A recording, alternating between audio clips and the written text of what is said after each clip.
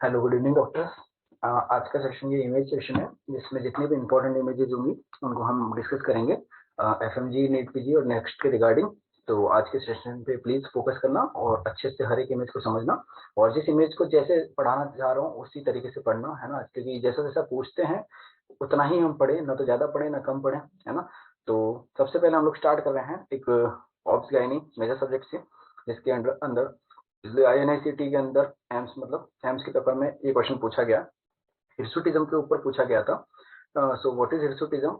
Excessive hair growth हो जाती है सराउंडिंग चीक्स, है ना। तो ये मोस्ट कॉमनली इसके कॉजेज इन फीमेल्स, है ना। तो फीमेल्स में ये चीज एबनॉर्मल होती है, तो उसका मोस्ट कॉमन कॉजेज क्या क्या होंगे? नंबर वन, इसका कॉज है पीसीओडी या पीसीओएस, पॉलीसिस्टिक ओवेरियन डिजीज या पॉलीसिस्टिक ओवेरियन सिंड्रोम, है ना। तो एक्सेसिव मेल हार्मोन के कारण या फिर मेनोपॉज रिलेटेड जो हार्मोन्स होते हैं वो क्या करते हैं, बॉडी में एंड्रोजेनिक एक्टिविटीज को, है ना, बढ़ाने लगते हैं, जिसकी वजह से हेयर ग्रोथ होना स्टार्ट हो जाता है।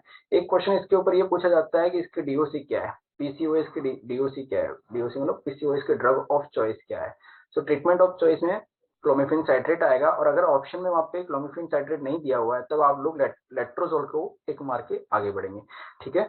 तो हम जो क्वेश्चन डिस्कस कर रहे हैं वो मेनली हम कर रहे हैं, इस बार दिसंबर 2021 के अंदर एक क्वेश्चन पूछा गया था जिसमें ओवेरियन हाइपरस्टिमुलेशन के ऊपर और पीसीओडी के ऊपर बच्चे कई सारे कंफ्यूज हो रहे थे। तो उसको पढ़ने से पहले मैं उससे रिलेटेड जितने भी सिम्टम्स हैं, उससे रिलेटेड जितनी इमेजेस हैं उसको डिस्कस कर रहा हूँ। सबसे पहले तो हिर्सुटिज्म समझ में आ गया आप सभी को? चिक्स के आसपास ये आप देख रहे हो, इसमें ये जो हेयर ग्रोथ हुई है, ठीक है, वो हो गया। दूसरा, पीसीओडी के अंदर आपको और क्या क्या सिम्टम्स मिलेंगे? पीसीओडी में मिलेगा ओलिगोमेनोरिया, ठीक है, इंसुलिन का रेजिस्टेंस मिलेगा, ठीक है, रिप्रोडक्टिव प्रॉब्लम मिलेंगी, ठीक है, और एंड्रोजेनिक दिक्कतें होंगी, एबनॉर्मलिटीज आएंगी, ठीक है। एकेंथोसिस निग्रिकेंस भी मिलेगा, ठीक है। एकेंथोसिस निग्रिकेंस क्या है? डार्क वेलवेटी पैचेस मिलेंगे कहाँ पे? बॉडी में, जहाँ पे फोल्ड्स होंगे या क्रीजेस, ये क्रीजेस है ना, ये जो क्रीज है मेरी, उसके अंदर आपको बिल्कुल ब्लैक डिस्कलरेशन मिलेगा, बिल्कुल ब्लैक डिस्कलरेशन मिलेगा इस क्रीज के अंदर। साथ में ये बॉडी फोल्ड है, मोस्टली जैसे नेक के फोल्ड होते हैं वहां पे आपको ब्लैक डार्क पिगमेंटेशन देखने को मिलेगा, है ना। तो ये पीसीओडी के अंदर कॉमन है, ठीक है। नेक्स्ट, तो इसको हम डिफरेंशिएट कैसे करेंगे? इसकी डीओसी याद रखना, क्लोमिफेन साइट्रेट, इसके ऊपर भी क्वेश्चन आ रखा है। तो इस बार जो पेपर में इमेज दी थी, आई डोंट नो कौन सी मेल इमेज दी थी, क्योंकि कई सारे बच्चे बोल रहे हैं कि वो इमेज थी वो पीसीओडी की थी, कई सारे बच्चे बोल रहे हैं कि वो ओवेरियन हाइपरस्टिमुलेशन सिंड्रोम के ऊपर क्वेश्चन था। तो पता नहीं, पर जो भी था हम दोनों को यहाँ पे डिस्कस कर लेते हैं। आप एक बात देखिए कि पीसीओडी के अंदर आपको केसल नेक अपीयरेंस मिलता है। केसल नेकलेस अपीयरेंस समझ रहे हो क्या होता है? एक सेकंड, ये जो देख रहे हैं आप रेगुलरली, यहाँ पे एक पर्ली नेकलेस का अपीयरेंस है। ये वाली फर्स्ट इमेज के अंदर मैं यहाँ पे आपको बता रहा हूँ, इस इमेज के अंदर पर्ली नेकलेस पैटर्न दिख रहा है आपको, दिख रहा है? ये यहाँ पे नेकलेस की तरह की इमेज दिख रही है, इसमें 1 2 3 4 5 6 7 8 9 10, ये जो पर्ली नेकलेस का जो पैटर्न है, ठीक है, ओवरी के अंदर, इस पैटर्न को बोलते हैं हम, एक नेकलेस का शेप ली हुई है, ठीक है, नेकलेस शेप्ड है। जबकि ओवेरियन हाइपर स्टिमुलेशन सिंड्रोम के अंदर आपको क्या मिलेगा? उसमें कोई शेप नहीं होगा, कोई नेकलेस अपीयरेंस नहीं होगा, हर जगह सिस्ट बनी हुई रहेगी, ठीक है, हर जगह सिस्ट बनी हुई रहेगी। मैं आपको बता देता हूँ, ठीक है, इसमें आपको नेकलेस अपीयरेंस मिल रहा है पॉलीसिस्टिक ओवेरियन डिजीज में, लेकिन ओवेरियन हाइपरस्टिमुलेशन के अंदर आपको हर जगह ये कंप्लीट सिस्ट, तो ये जो चारों तरफ सिस्ट दिख रही है। तो आपको ये बात ध्यान रखना, अगर पेपर में इस तरह की इमेज आती है यूएसजी में, यूएसजी जो ओवरी का आप देखेंगे उसमें अगर आपको एक नेकलेस अपीयरेंस, एक पैटर्न दिख रहा है पूरा, तो वो पॉलीसिस्टिक ओवेरियन डिजीज है। और अगर वो हर कहीं मतलब पूरा हर जगह वहां पे सिस्ट अगर आपको नजर आ रही है, इसका मतलब क्या है? वो ओवेरियन हाइपरस्टिमुलेशन सिंड्रोम है। तो अब आपके पेपर में क्या आया था दिसंबर 2021 में? क्वेश्चन जरूर था, लेकिन क्या था वो आप लोग बेटर जानते होंगे, ठीक है। तो इसमें ये एक बात बता रखी है कि ovarian hyperstimulation syndrome after HMG injection, HMG injection के ऊपर पूछा जा सकता है, क्योंकि अपडेटेड क्वेश्चन पूछने की बात करते हैं। ये ह्यूमन मिनोपोजल गोनेडोट्रोपिन होता है, ठीक है, जिसकी वजह से ओवरी को प्रोडक्शन, ओवरी के अंदर क्या एग्स का प्रोडक्शन इंक्रीज होता है, ठीक है। इसको किन पेशेंट्स के अंदर दिया जाता है? फीमेल एंड मेल जो इनफर्टिलिटी लेके, जिन पेशेंट्स के अंदर मेल और फीमेल जो भी इनफर्टाइल है, फॉर एग्जांपल अगर कोई फीमेल इनफर्टिलिटी को कैरी की हुई है और फीमेल इनफर्टिलिटी की दिक्कत है, तो उसमें हम क्या करेंगे? एचएमजी के इंजेक्शन दिए जाते हैं 150 के हिसाब से। तो उनके अंदर एग्स का रिप्रोडक्शन मतलब एग्स का प्रोडक्शन के लिए स्टिमुलेशन दिया जाता है इन इंजेक्शन के थ्रू, ठीक है। एक क्वेश्चन ये भी पूछा जाता है कि best time for sampling LH and FSH in PCOS कौन सा है, ठीक है, ये क्वेश्चन भी पूछा गया। तो हम पीसीओएस से रिलेटेड कम से कम 5 से 7 क्वेश्चन यहाँ पर डिस्कस कर चुके हैं, ठीक है। तो ये best time for sample LH and FSH in PCOS female कौन सा होगा? डे 2 और day 3, day 2 and day 3। Day 2 सबसे बेस्ट डे होता है, ठीक है। सेकंड डे के ऊपर इसको किया जाता है। सेकंड डे कैसे काउंट किया जाएगा, जिस दिन भी मेंस्ट्रुअल साइकिल स्टार्ट हुआ उस दिन को हम डे 1 काउंट करते हैं, ठीक है। तो हमने 5 से 7 क्वेश्चन डिस्कस किए पीसीओडी के अंदर। पीसीओडी की वजह से क्या क्या होगा, पॉलीसिस्टिक ओवरियन डिजीज, इसकी वजह से क्या होगा, हिरसुटिज्म मिलेगा। फीमेल में एक्सेसिव हेयर ग्रोथ मिलेगी, जिसकी वजह से क्या होगा, हिरसुटिज्म मिलेगा।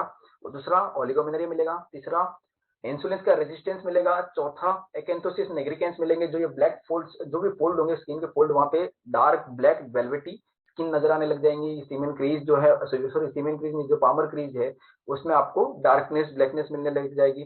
साथ में रिप्रोडक्टिव प्रॉब्लम्स होने लग जाएंगी, कंसीव नहीं कर पाएंगी, है ना, बेबी डिलीवर नहीं कर पाएंगी। तो और इसका एक क्वेश्चन और पूछा गया कि इसके ड्रग ऑफ चॉइस क्या है, इसके डीओसी है क्लोमिफेन साइट्रेट। अगर क्लोमिफेन साइट्रेट और ऑप्शन में नहीं है तब आप वहां पे क्या मार के आएंगे, लेट्रोजोल मार के जाएंगे, ठीक है गाइस। तो आगे बढ़ते हैं अगली इमेज पे। तो एक साथ ही पीसीओडी के अंदर हमने 4-5 इमेजेस कवर कर ली। इस बार दिसंबर में पूछा गया था। जून के अंदर जो इमेज पूछी गई थी टर्नर सिंड्रोम के ऊपर, और टर्नर सिंड्रोम के ऊपर ही एम्स में भी इस बार एक क्वेश्चन पूछा गया था। तो हम दोनों चीजें डिस्कस कर लेते हैं। जून में पेपर में एफएमजी के अंदर जो पूछा गया था वो इसका कैरियोटाइप पूछा गया था। तो इसका कैरियोटाइप है 45X0, ये आप सभी को पता ही होगा, मुझे मालूम है, और आप सभी वहां पे करेक्ट मार्क के आए होंगे, ठीक है।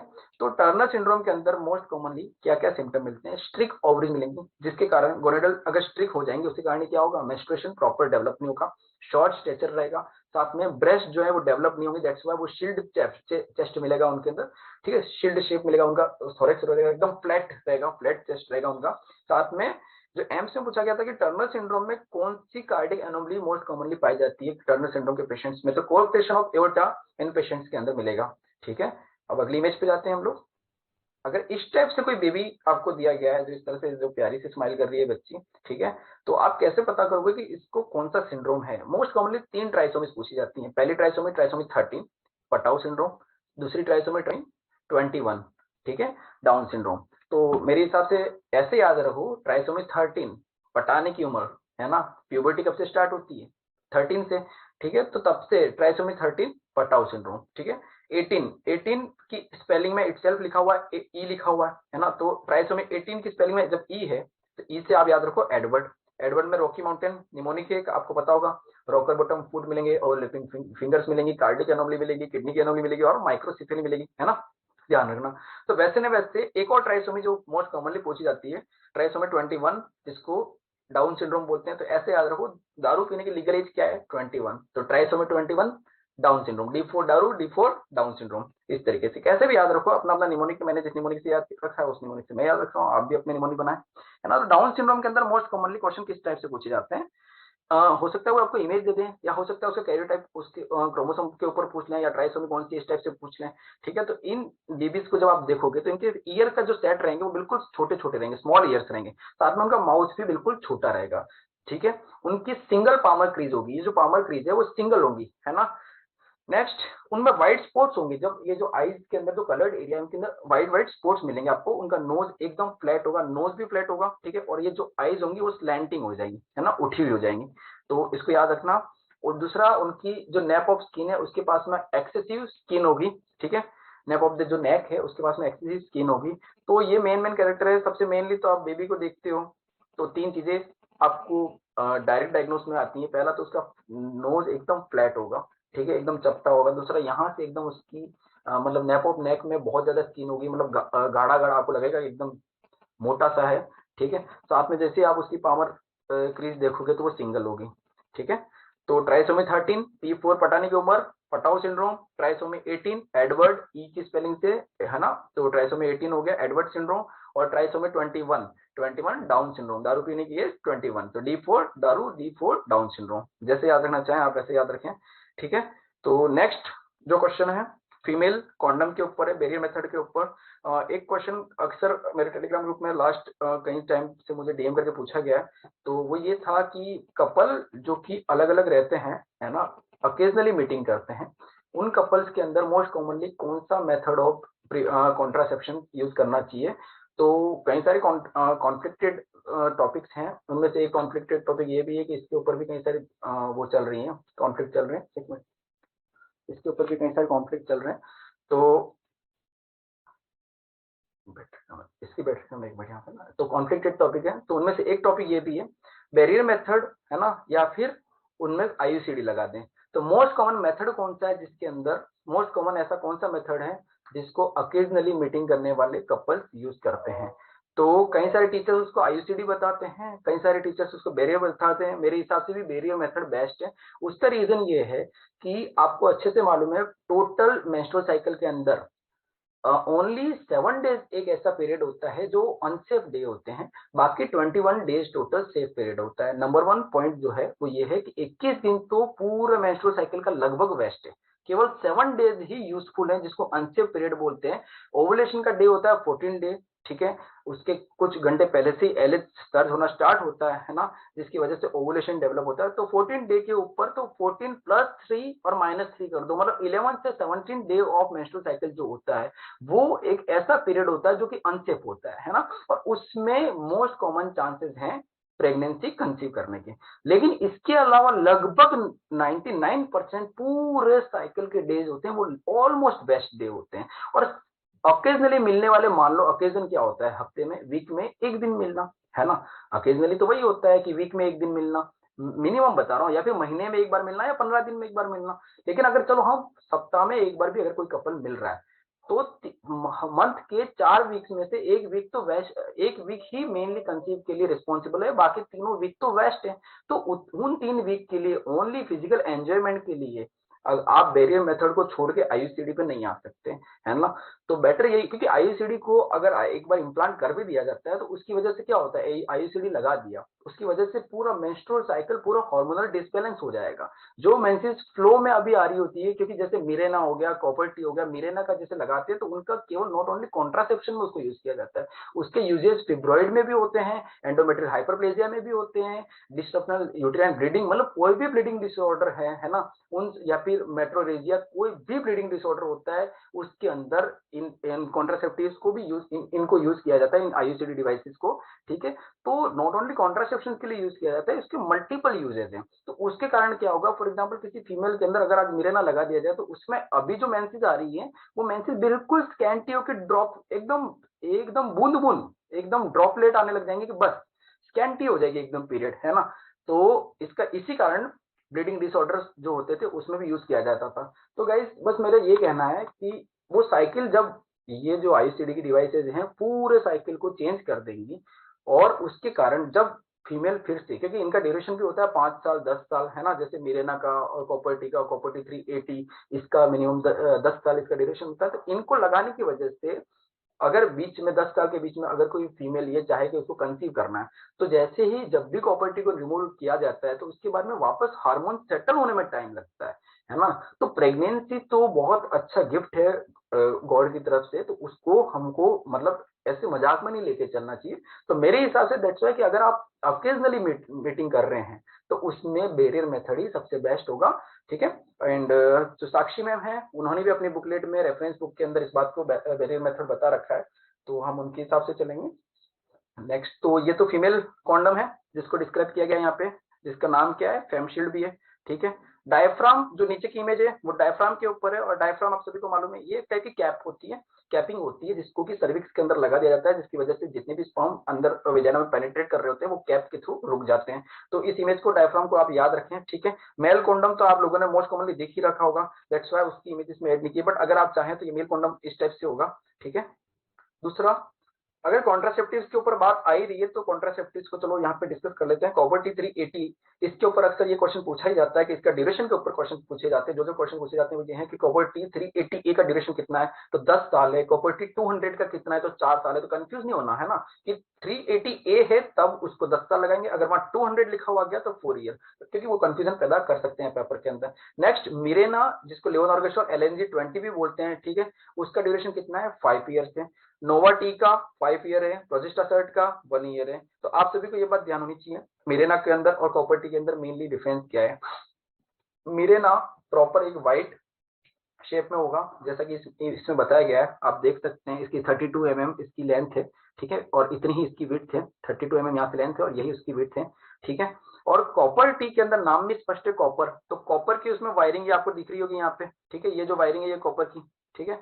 तो ये कॉपर की वायरिंग जो है उसको देख के आप अंदाजा लगा सकते हैं कि कॉपर टी है या मिरेना है। तो ये तो मेन उसका डिफरेंस हो गया। दूसरा मिरेना के एक दूसरा नाम ये भी है, काइलिना भी बोलते हैं, ठीक है। काइली जेनर से इसको याद रखो, काइली जेनर ने मिरेना यूज किया, ठीक है। तो लेवोनॉर्गेस्ट्रॉल जो इंट्रायूटेराइन डिवाइस है वो 20 माइक्रोग्राम पर डे रिलीज करती है। टोटल इसके अंदर होता है 52 माइक्रोग्राम लेवोनॉर्गेस्ट्रॉल, ठीक है।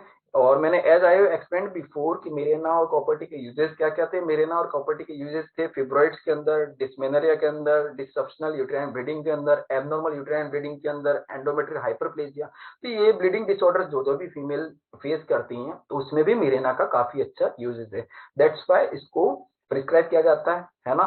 सो मेरे हिसाब से इसको ऑकेजनली मिड पेशेंट्स के अंदर नहीं देना चाहिए, और ये बहुत ही अच्छे कॉन्ट्रासेप्टिव्स हैं, ठीक है। तो नेक्स्ट इमेज हम आते हैं। अब एक काम करते हैं, अगर पीएसएम की बात चल रही तो हम पीएसएम की इमेजेस को आगे डिस्कस कर लेते हैं, ठीक है। आइए जो इनकी इमेजेस हैं, और मैं एक्सप्लेन करना चाहता हूँ सबसे पहले कि पेपर में क्वेश्चंस आते कैसे हैं पीएसएम से। कई सारे लोगों को लगता है कि पीएसएम से डायरेक्टली मतलब पहले पता तो होना चाहिए पेपर में क्वेश्चन कैसा आता है। तो एक्सप्लेन कर रहा हूँ कि फॉर एग्जांपल ये एक इमेज दे दी है आपको, इसमें पूछ लिया गया है कि above programme duration for the patient, इस टाइप से पेपर के अंदर पूछ लेते हैं। तो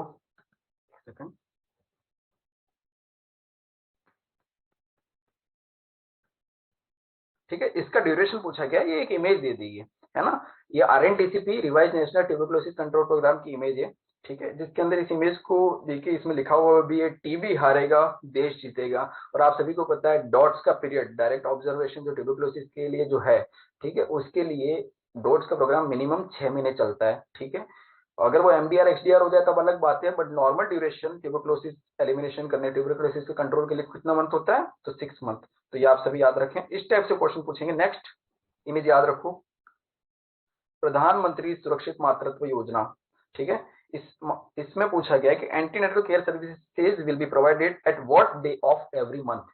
तो ये बात पता होनी चाहिए। इस टाइप से इमेज, ये प्रधानमंत्री सुरक्षित मातृत्व अभियान है जिसके अंदर antenatal care services 9th day of every month, ये 9th डे के अंदर, हर मंथ के 9th डे को, हर मंथ के 9th डे को पीएचसी सीएचसी सब सेंटर वहां पे की मीटिंग होती है। जो भी उस एरिया की प्रेग्नेंट फीमेल्स हैं उनको आशा उषा वर्कर्स लेके आती हैं और उनको कैसे एंटीनेटल केयर की जाए उसके बारे में गाइडेंस दिया जाता है। तो इस इमेज को याद रखें, और ऐसा कैसा एग्जाम में पूछा भी जाता है, तो ये बहुत ही इंपॉर्टेंट इमेज है।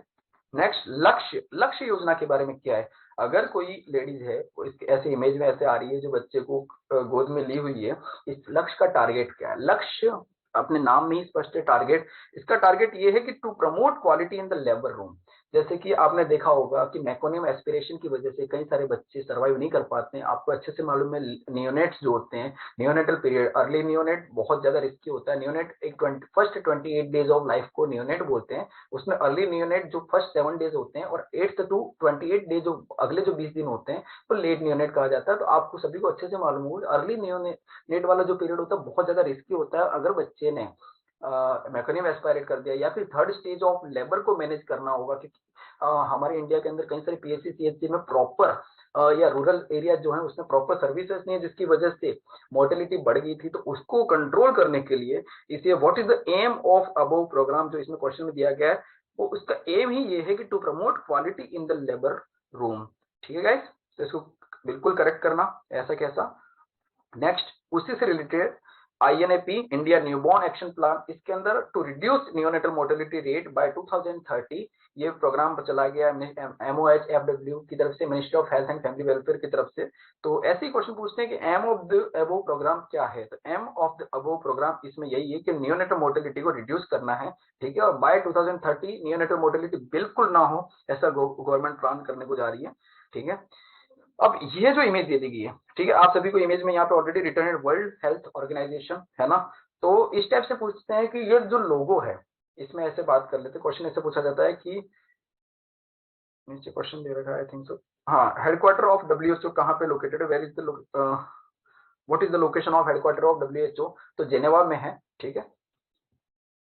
नेक्स्ट, ये जो इमेज दे रखी है, identify the logo and its headquarter. तो आप सभी को अच्छे से पता होगा, इस टाइप से लगभग यही क्वेश्चन पूछा जाता है कि लोगो को आइडेंटिफाई करो एंड देन आंसर करो, है ना। तो ये यूनिसेफ का लोगो है और इसका हेडक्वार्टर कहाँ पे है, न्यूयॉर्क में, ठीक है।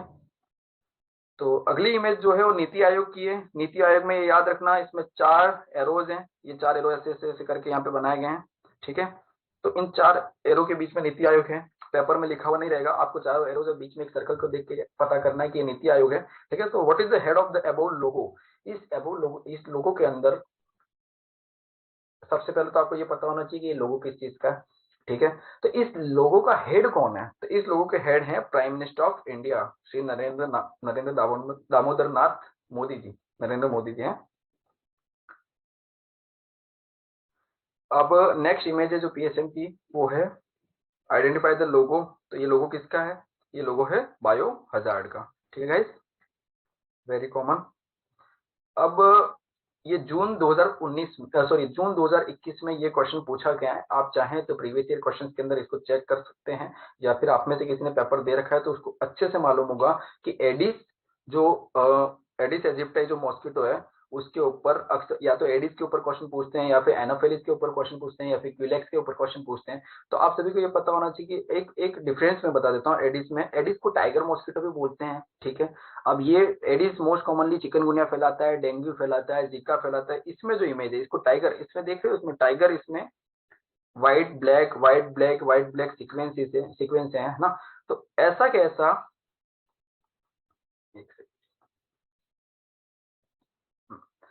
तो टाइगर मॉस्किटो क्यों, क्योंकि इसमें टाइगर की टाइप से स्ट्रिप है ना, स्ट्रिप्स हैं रेगुलर। तो ब्लैक व्हाइट इसमें थ्रेड बनी हुई है प्रॉपर। तो उस हिसाब से इसका इमेज देके क्वेश्चन पूछा जाता है कि identify the species of mosquito. तो आपको पता होना चाहिए ये एडिस है, नंबर 1। और दूसरा, ये कौन कौन से डिसऑर्डर स्प्रेड करता है, डेंगू स्प्रेड करता है, चिकनगुनिया स्प्रेड करता है, जिका स्प्रेड करता है ना।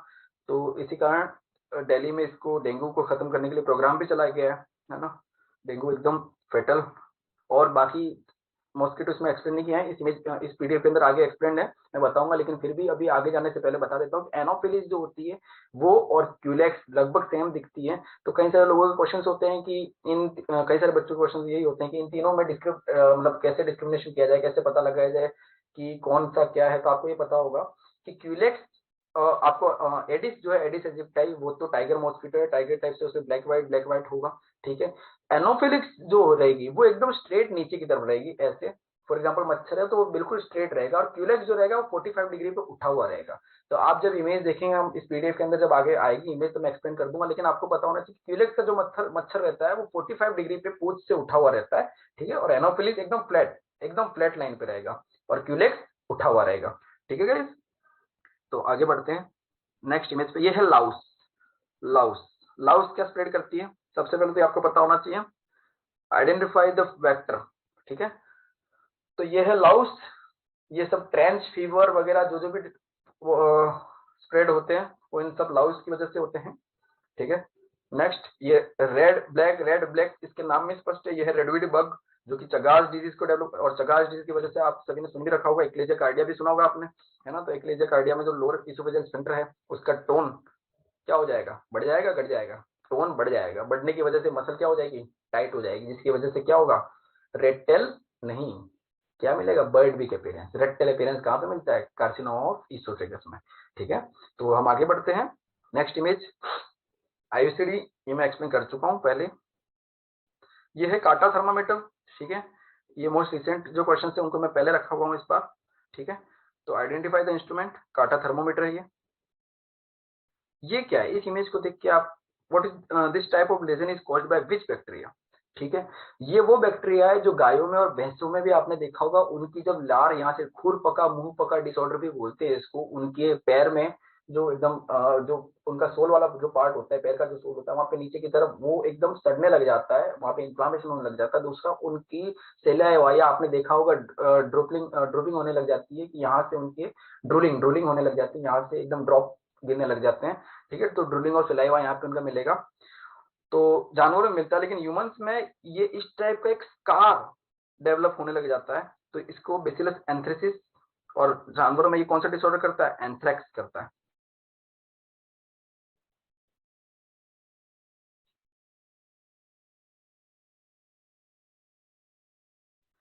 ठीक है। ये तो बहुत कॉमन मतलब इंस्ट्रूमेंट है, ठीक है, जिसको ओटी के अंदर यूज किया ही जाता है मोस्ट कॉमनली, ठीक है। आप लोगों को इसको देख के पता चल ही रहा होगा कि ये बोन मेरो एस्पिरेशन की निडल है, ठीक है। बोन मेरो से जो भी एस्पिरेशन किया जाता है उसके लिए जो निडल यूज की जाती है ये एस्पिरेशन निडल है, याद रखना। इसके क्वेश्चन पूछे जाते हैं। नेक्स्ट जो टेस्ट के बारे में पूछा गया है, इसमें आप जो एक देख रहे होंगे, टेस्ट ट्यूब देख रहे हो आप, इसके अंदर कीटोन्स को डायग्नोस किया गया है, ठीक है। इस टेस्ट का नाम क्या है? Identify the biochemical test and what it is used for. तो ये यूज किया जाता है किसके लिए? इसमें जो पर्पल लाइन देख रहे हो, पर्पल लाइन से ये पता पड़ रहा है कि इस इमेज में कीटोन पॉजिटिव है। कीटोन यूरिया आपको कौन कौन से डिसऑर्डर्स में मिलता है? डायबिटीज कीटोएसिडोसिस हो गया, बर्न में, फीवर में, उन सब के अंदर आपकी बॉडी के अंदर से कीटोन यूरिया डेवलप होने लगता है। और मोस्ट कॉमनली तो बहुत ज्यादा डायबिटिक कीटोएसिडोसिस की कंडीशन के अंदर ही मोस्ट कॉमनली देखने को मिलता है। तो कौन सा टेस्ट है ये? रोथेरा टेस्ट है, ठीक है। तो याद रखना डायबिटिक कीटोएसिडोसिस के अंदर मिलता है। सेकंड डायबिटीज से मैंने यहाँ पे एक इमेज और डाल दी है जो उससे रिलेटेड और पूछी जाती है। प्रेयर साइन डायबिटीज के अंदर मिलता है, ठीक है। तो इसको याद रखना, ये लेरिंगोस्कोप है। और कौन सा? Macintosh laryngoscope. ये विजिबिलिटी के लिए और इंट्यूबेशन जब कर रहे होते हैं पेशेंट को, ईटी ट्यूब जब इंसर्ट करते हैं मैकेनिकल वेंटिलेशन के लिए, उसमें यूज करते हैं। अब प्रेयर साइन था वहां पे लिखा हुआ, तो उससे आप कंफ्यूज ना हो, दैट्स वाई उससे रिलेटेड जो भी इमेजेस हैं उसको, एनाटॉमिकल इमेजेस हैं उसको भी मैं यहाँ पे डिस्कस कर रहा हूँ। तो सबसे पहले आपने देखा होगा winging of scapula. Winging of scapula is caused by which nerve damages? कौन सी नर्व के डैमेज होने की वजह से विंगिंग ऑफ स्केपुला मिलता है? लॉन्ग थोरेसिक नर्व की इंजरी से मिलेगा। Second radial nerve, wrist drop, radial nerve की इंजरी से, रिस्ट की स्पेलिंग में आर आता है ना, तो wrist drop. Next most commonly जो अल्नर नर्व में आप ये क्लो हैंड देख रहे हो, ठीक है, ये क्लो हैंड, ठीक है, पार्शियल क्लो है, ये पार्शियल है, ठीक है, ओनली 2 फिंगर्स इसमें गई है। कंप्लीट क्लो तो मीडियन एंड अल्नर दोनों की वजह से जाती है, अगर मीडियन प्लस अल्नर दोनों हो तो कंप्लीट क्लो होता है, ठीक है। ओनली पार्शियल क्लो ओनली अल्नर नर्व इंजरी के अंदर। बाकी मीडियन नर्व इंजरी के अंदर थिनार मसल जो है उसकी वेस्टिंग होने लग जाएगी, ठीक है। ओके साइन कौन से अंदर मिलेगा? ओके साइन स्टेप से एंटेरियर इंटरओसियस नर्व की इंजरी के अंदर ओके साइन मिलता है। बाकी फुट ड्रॉ किसमें मिलेगा? कॉमन पेरिनियल नर्व इंजरी के अंदर मिलेगा, ठीक है। एक्सिलरी नर्व के अंदर शोल्डर एबडक्शन वीकनेस मिलेगी उसमें, शोल्डर के एबडक्शन के अंदर, ठीक है। 15 डिग्री तक एबडक्ट करने में कौन सा? सुप्रास्पाइनेटस 15 टू 20 डिग्री डेल्टोइड के फाइबर करते हैं। और ओवरहेड एबडक्शन कौन करता है? सीरेटस एंटेरियर, ठीक है। तो गाइज ये बहुत कॉमन डिसऑर्डर है। ये जब हम एनाड वाला सेगमेंट, ऑलरेडी एनाड वाले सेगमेंट के अंदर इसको डिस्कस कर चुके हैं, तो उससे रिलेटेड कुछ इमेजेस और भी हैं। अल्नर, ये मोटर सप्लाई है, मोटर डिसऑर्डर है, ठीक है, जिसमें पीस का साइन मिलता है अल्नर नर्व के अंदर, ठीक है। थम्स अप रेडियल नर्व के अंदर, power to the people median nerve के अंदर। और एक बात ध्यान रखना, मीडियन नर्व के अंदर ये जो थिनार वाला सरफेस है उसकी एट्रोफी होने लग जाती है। देन ओके साइन किसमें मिलता है? एंट्री इंट्रोसियस नर्व की, जो मीडियन नर्व की ब्रांच है उसके अंदर डैमेज होने की वजह से, ठीक है। अब हम पीएसएम की प्रॉपर इमेजेस पे आते हैं, ठीक है। मोस्ट कॉमन इमेजेस पीएसएम की जो पूछी जाती हैं, तो 35-36 इमेजेस हैं। फिर मेरे साथ अगले 15 मिनट प्रॉपर फोकस देना। और जैसे इमेज मोस्ट कॉमनली, तो इमेज देखिए कौन सी इमेज है, क्या है ये प्रोग्राम, उसके बारे में पूछा जाता है, तो हम इसको क्विकली मतलब पढ़ेंगे। फर्स्ट इमेज है NLEP, इस टाइप की इमेज रहेगी जिसमें फ्लावर होल्ड किया हुआ है, ठीक है, इस टाइप से। तो वो जो नेशनल लेप्रोसी एलिमिनेशन प्रोग्राम के अंदर इसको बताया गया है, ठीक है। तो इस टाइप की इमेज में क्या आप टिक मार्क किया होगा? National leprosy elimination programme, very important image. बाकी डॉट्स की इमेज अलग होती है, ठीक है, ट्यूबरकुलोसिस कंट्रोल प्रोग्राम की इमेज अलग है। तो याद रखना डॉट्स, ठीक है, सिक्योर फॉर टीबी, इसका ड्यूरेशन होता है 6 मंथ का डॉट्स के ट्रीटमेंट का, ठीक है, याद रखना। और इसके अंदर भी जो मास्क यूज किया जाता है कोविड के अंदर, FFP2, एक सेकंड,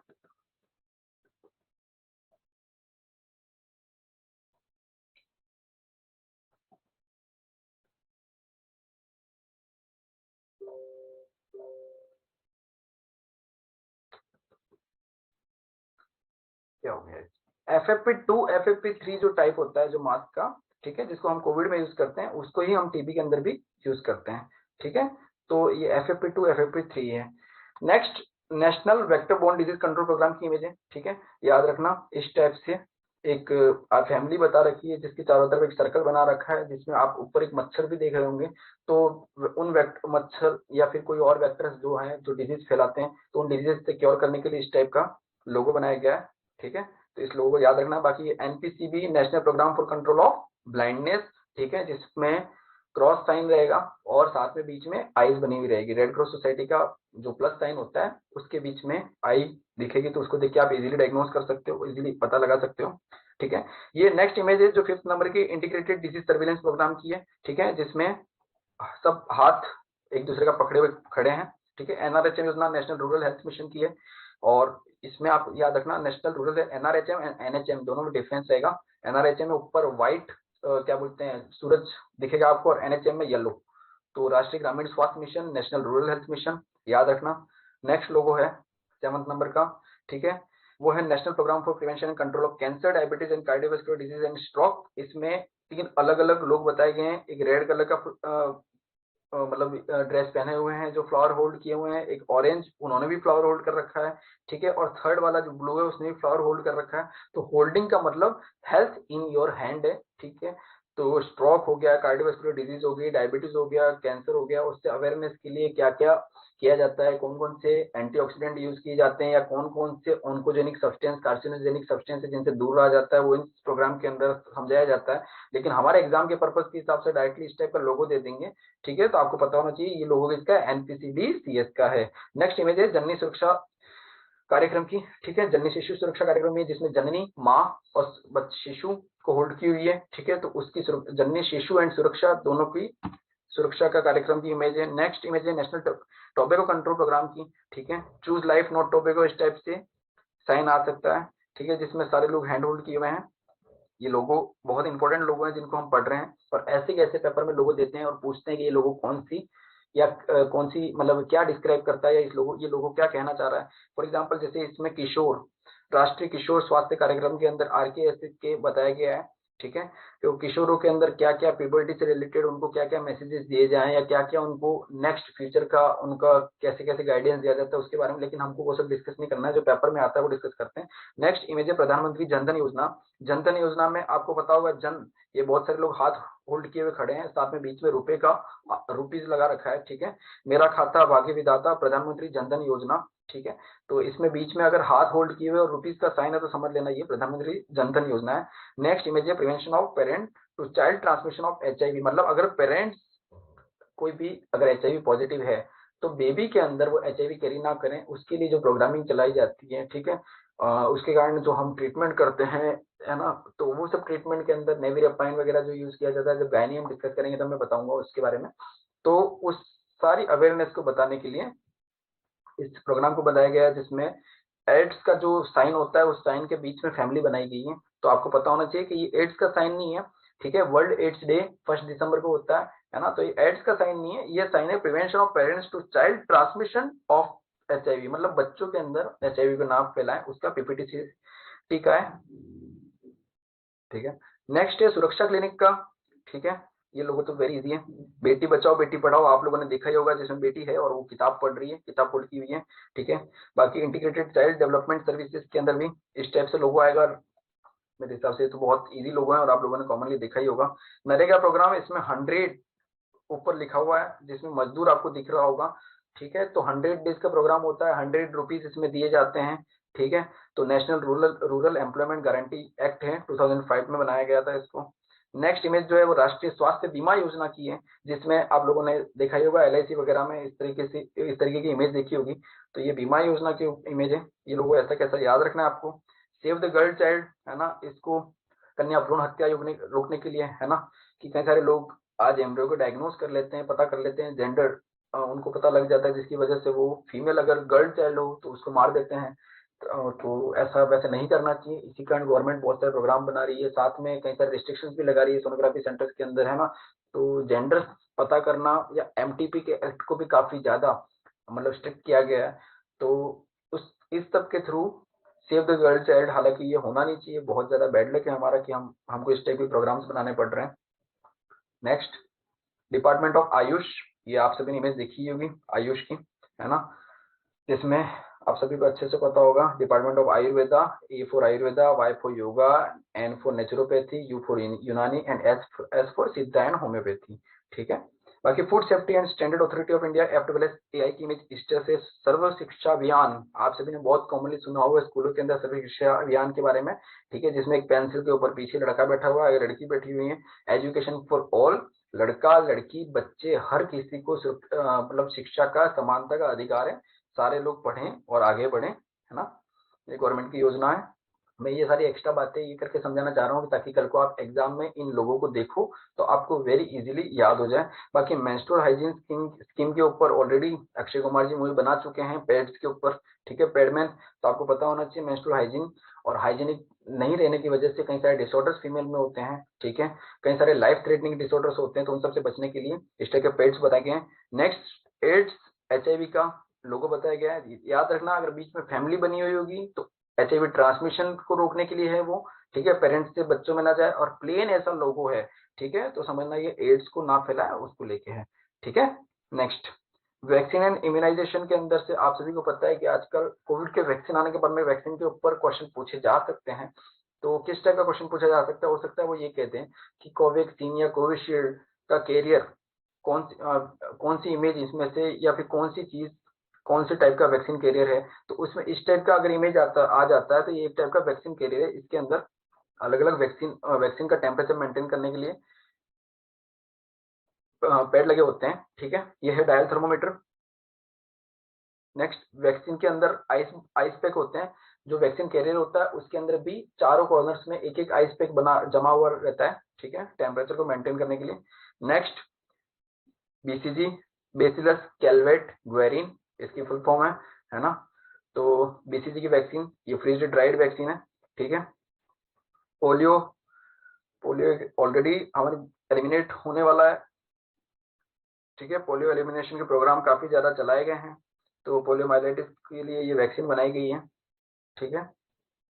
वैक्सीन वाइल मॉनिटरिंग के लिए अंदर 4 टाइप से इस टाइप, और ये क्वेश्चन मोस्ट कॉमनली पूछा जाता है, ठीक है, कि अगर ये चारों तरफ तो हल्का सा ब्राउनिश रहेगा, ठीक है, सेंटर का जो स्क्वायर होता है उसके ऊपर से पता लगाया जाता है कि किस टाइप का वैक्सीन, मतलब वो वैक्सीन यूजफुल है, यूटिलाइज करने के लिए गुड है या फिर एवरेज है या फिर बैड है।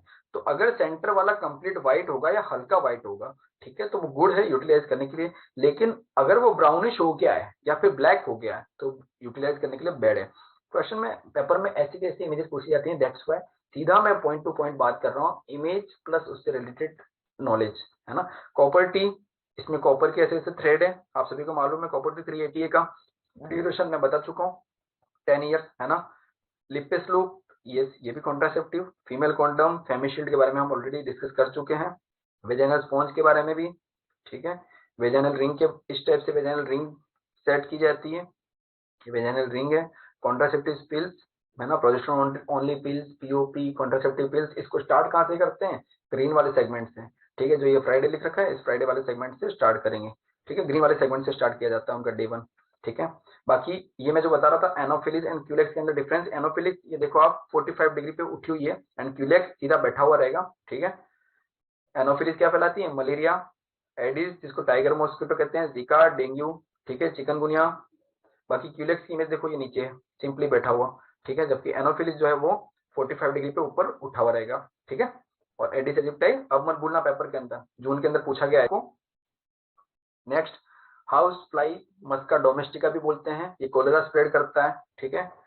नेक्स्ट, ये है रेड फ्ली, ठीक है, आपने इसको देखा होगा, डॉग्स जिनके घरों में होते हैं उनको पता होगा, जो टिक्स लगती हैं वो यही टिक्स होती हैं, इनको रेड फ्ली भी बोलते हैं। नेक्स्ट इमेज है फ्लेबोटोमास की, ठीक है, इस टाइप का मच्छर होगा। ये पैर में हुकवर्म बताया गया है, ठीक है। ये हुकवर्म है, फिलेरिसिस नहीं है। फिलेरिसिस में पैर का जो थाई वाला एरिया रहता है वो बिल्कुल मोटा सा फूल जाता है, ठीक है। तो फिलेरिसिस को याद रखना, जिसको एलिफेंटिसिस भी बोलते हैं, उसमें और इस हुकवर्म में एक डिफरेंस है। एलिफेंटिसिस में पैर बिल्कुल थाई वाला सेगमेंट एकदम एलिफेंट की तरह फूल जाएगा, दैट्स व्हाई उसको एलिफेंटिसिस भी बोलते हैं। नेक्स्ट, लाउस की इमेज हम ऑलरेडी डिस्कस कर चुके हैं, ठीक है। आपको एक फेमस लाउस के बारे में पता ही होगा, जो बार्डोटेना क्विंटाना जो बार्ड है, जो कि ट्रेंच फीवर स्प्रेड करता है, ठीक है। बाकी बायोमेडिकल वेस्ट मैनेजमेंट के अंदर इस टाइप की जो इमेज बताई गई रेडिएशन हजार्ड की, ठीक है। नेक्स्ट जो है वो रिसाइकल वेस्ट की है, ठीक है। रिसाइकलेबल वेस्ट के अंदर याद रखना 4 जो डब्बे बना के देते हैं आपको कई बार, उन 4 डब्बों के अंदर रेड में क्या रखा जाता है, ब्लू में क्या रखा जाता है, उसके अंदर ऑलरेडी मैं टेलीग्राम ग्रुप में इन्फॉर्मेशन डाल चुका हूँ उससे रिगार्डिंग। बायो हजार्ड वेस्ट, ये रेड कलर का जो है वो, एक सेकेंड, और radiation hazard black and yellow colour का, उसमें मतलब कंफ्यूज मत होना। अगर येलो बाउंड्री दे रखी है, येलो बैकग्राउंड है और ब्लैक फैन है इसमें, ठीक है, तो वो रेडिएशन की बात कर रहे हैं। ठीक है, आपको ऐसा पता होना चाहिए कि एक्सरे जो होता है वो एकदम ब्लैक फिल्म होती है। ठीक है, और जो भी डेंस एरिया होता है वो व्हाइट होता है। तो आपको ऐसे पता करना है कि रेडिएशन मतलब ब्लैक। ठीक है, ब्लैक फिल्म के हिसाब से, एक्सरे के हिसाब से। बाकी रिसाइक्लेबल वेस्ट आपको पता ही है, ये वापस एरो बता रहा है, मतलब ए से बी, बी से सी, वापस सी से ए तक उस चीज को रिसाइकल किया जाए, है ना, उस वेस्ट को रिसाइकल किया जाए। नेक्स्ट बायोहजार्ड वेस्ट को ऐसे रेड के अंदर बताया गया है। ठीक है, जो हार्मफुल है, लाइफ थ्रेटनिंग होता है। वर्ल्ड बैंक का एरो इस टाइप से है, इस टाइप से लोगो है। डब्ल्यूएचओ का लोगो मैं ऑलरेडी बता चुका हूँ, और इसका सेंटर जेनेवा में, ये भी मैं आपको बता चुका हूँ, आप सभी को मालूम होगा ऑलरेडी।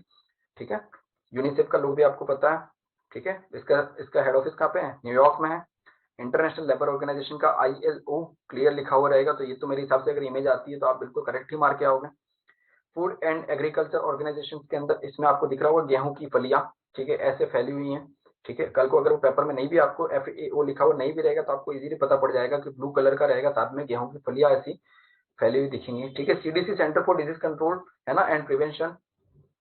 और लास्ट इमेज है जो है unique identification authority of India, Aadhaar card, जिसके बारे में आप सभी ने पढ़ ही रखा होगा। ठीक है, आप सभी को मालूम है। तो ये सारी इमेजेस में मोस्ट कॉमनली ऐसे ही पूछा जाता है, एक तरफ इमेज दी जाती है। ठीक है, दूसरा उस इमेज से रिगार्डिंग जितनी भी इंपॉर्टेंट इन्फॉर्मेशन है वो मैं दे चुका हूँ। जो अगर पूछा जाएगा तो यही पूछा जाएगा, इसके अलावा और कुछ भी नहीं पूछेंगे। तो गाइज अपने ऊपर कॉन्फिडेंस रखना, PSM में आने वाली इमेजेस यही आती हैं। ठीक है, और इन इमेजेस की जो PDF है उस समय मेरे टेलीग्राम ग्रुप में पोस्ट कर दूंगा। और इन इमेजेस से जितना पूछा जाता है उसमें से 90% मतलब गारंटी है कि जितना मैं आज की इस इमेज क्वेश्चन जो डिस्कस किया हूँ उसमें जितना मैंने आपको बताया उससे ज्यादा नहीं पूछा जाएगा, इतना ही पूछा जाता है। तो guys thank you. Next image session जैसे ही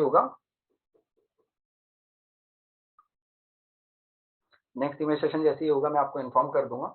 और नेक्स्ट इमेज सेशन के अंदर हम और अच्छी और हाई यील्ड इमेजेस के साथ में आएंगे। ठीक है, थैंक यू।